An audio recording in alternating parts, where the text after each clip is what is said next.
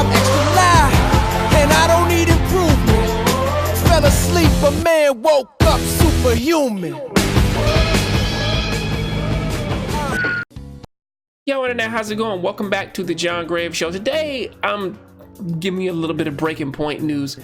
Starting out with, again, the Breaking Point PC requirements. Now, going into it, yeah, looking into like going from low specs to high specs is pretty obvious at this point that basically if you want to basically play this thing like on mid to low settings and whatnot, you're basically going to need like AMD Ryzen 3 or an Intel i5, going all the way up to a Ryzen 7 and or a Ryzen 7 say 2700X and an Intel i7 77K. You know, the real thing that actually gets me like is like the GPUs and whatnot, you know, because again, you need the RTX 20 or the AMD Radeon 7, you know. So that is pretty that is some pretty powerful stuff, because this game is going to be pulling a lot. But then kind of moves me over to,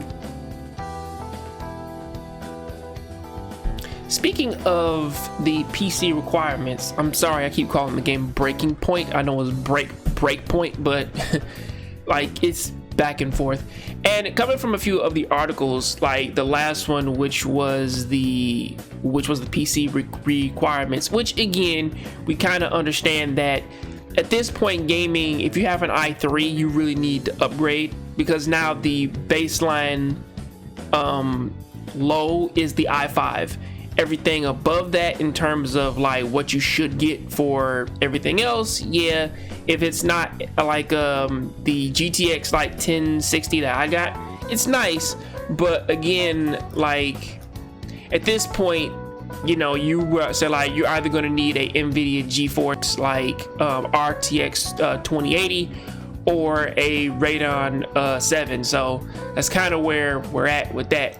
But also in good news is that it looks like Breakpoint is actually going to have a lower download size for all three, or at least like for all the systems in which that is coming out on, because again, it going into the article itself, like the article only talks about how basically the game is shorter than Wildlands, because Wildlands, I believe it was 60, well yeah, like it's 62.1 gigabyte file size, but I'm not sure if this is just the initial game.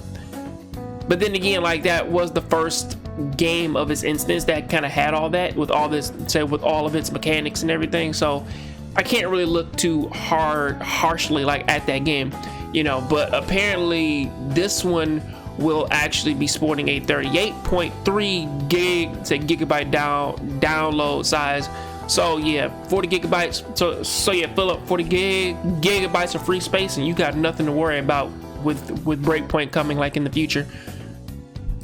Looking at something that's actually pretty funny related to Breakpoint, Shroud and Dr. Disrespect, they both had their respective issues that came out with the game's beta that ran from the 5th to the 9th.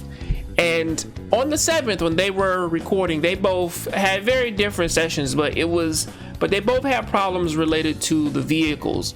Okay, Shroud had a problem with his motorcycle, and that was actually made up for fun viewing. The only thing that I could probably pull from that was the fact that that it doesn't appear that the game has fall damage.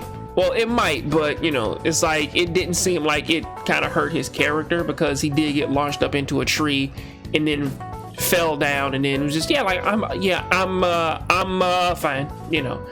Whereas in Dr. Disrespect's case, his wasn't as actually kind, because again, yeah, like it's nice to see a crazy car like or at least a tank, like, or I want to say like an ATV maybe, like it was kind of like floating throughout the air, or at least like tumbling around and whatnot. And then when he so much as touched it, he automatically died. So most likely, even though it was kind of moving funny, it still kept the same collision. But then again, I can't really like look at this and call it a bad thing, because this is what Ubisoft games are, and that's why betas exist. Well, alpha betas and whatnot. Well, they call them betas today, but technically they're just timed demos. So basically that's what a timed demo is all about. You play it, you play it for a little bit, you kind of get the initial jump of, okay, what's wrong, here's this and that. If you see some problems, well, the good thing now is that they don't have to like file a report, like they can just watch the video and everything. So so that's kind of a good thing there. But again, this is very funny. But again, hopefully Ubisoft, like they do kind of they do iron these out like before the game comes out. And again, even when the game does come out, like there will be way more problems. But until then, that is that for that little news nugget. So let's move on to the next story. So the most interesting thing to come about from Breakpoint has been its roadmap, and its roadmap has been looking pretty interesting. And this is the post game, like when you beat the game. Of course, it's the year one DLC line, which I do find interesting, because it's supposed to be one large storyline that's supposed to take place in between 3 episodes. And starting out, you have Operation Green, I believe it's called Operation Greenstone, and the first episode is supposed to come out October 29th to January 2020. Then the second episode is to come out February to May. Then the final and last episode is supposed to come out June to September. And they're also going to have a whole bunch of updates and a whole bunch of crazy interesting things that pop up in there. You know what I'm saying? And this comes from faction missions, which faction missions are that they're going to come out every month. New narrative story faction missions will be released, bringing context as well as character development to the characters. Every day you'll be able to access a new faction mission. These missions provide various objectives and support the factions and their narrative arcs. They have brand new classes. So basically, like you get 3 brand new classes. The year 1 pass owners will get 1 week early to unlock these classes. They have live events, PvP updates, and regular new content throughout each episode. There will be additional content to engage with, including new missions and activities and unlockables. As interesting as I find that is, the kind of sneaky part about it though is the fact that that all this, like you can actually play the first year, like each episode, like when they come out, you can play an hour of each of them for free, basically, and then afterwards you kind of have to come back and basically pay for it. It's kind of like a live services kind of deal, but at this point, if the game is good, most likely this probably wouldn't even be too much of a problem. They're also planning on put in some raids as well. The first raid mission is called Project Titan, scheduled to be released sometime during episode 1, where basically the players go to an island that's an active volcano, and they'll deal with lethal challenges.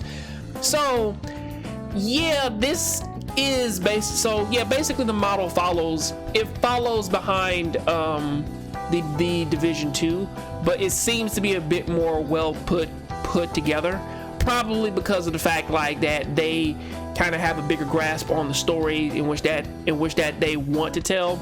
The freedom of basically we can go anywhere, like on this island, or go to other islands. We are not limited only to this to Washington DC or New York City, which is just a good thing.